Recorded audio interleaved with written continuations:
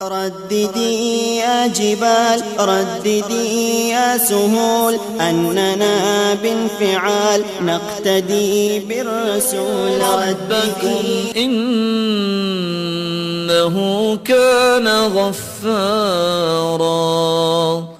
استغفار تم کر لو، سارے گناہ بھی اللہ معاف کر دیں گے، موسلادھار بارشیں بھی برسائیں گے. تمہارے پاس مال نہیں ہے تو مال بھی وافر دے دیں گے، اولاد کی نعمت نہیں ہے تو اولاد بھی دے دیں گے.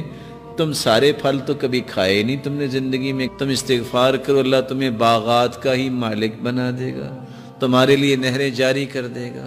بلکہ دوسری جگہ اللہ رب العزت فرماتے ہیں جس نے زندگی بھر سکون لینا ہے استغفار کر لو، جب تک زندہ رہو گے اللہ تمہیں چین نصیب فرما دے گا.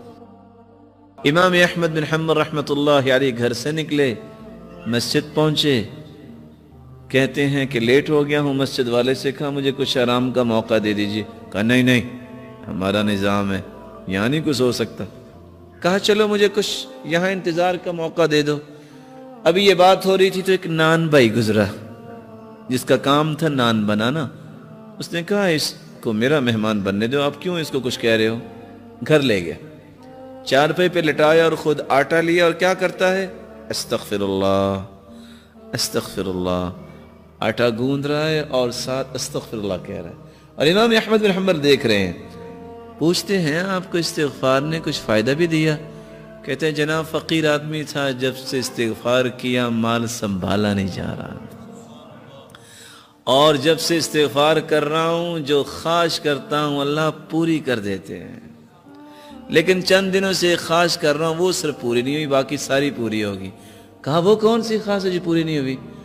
کہا میں نے اللہ سے دعا کی تھی یا اللہ، وہ سنا ہے امام احمد بن حنبل ایک ہیں بڑے نیک انسان ہیں، یا اللہ میری بھی ملاقات کروا دے ان سے.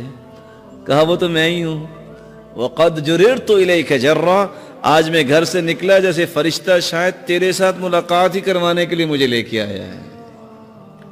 جو کثرت سے استغفار کرتا ہے اللہ تعالیٰ اس کی تنگی کو آسانی بنا دیتے ہیں، اللہ تعالیٰ اس کی مصیبت کو خوشی بنا دیتے ہیں، اور وہاں سے رزق عطا کرتے ہیں جہاں سے اس کو کبھی گمان نہیں ہوا.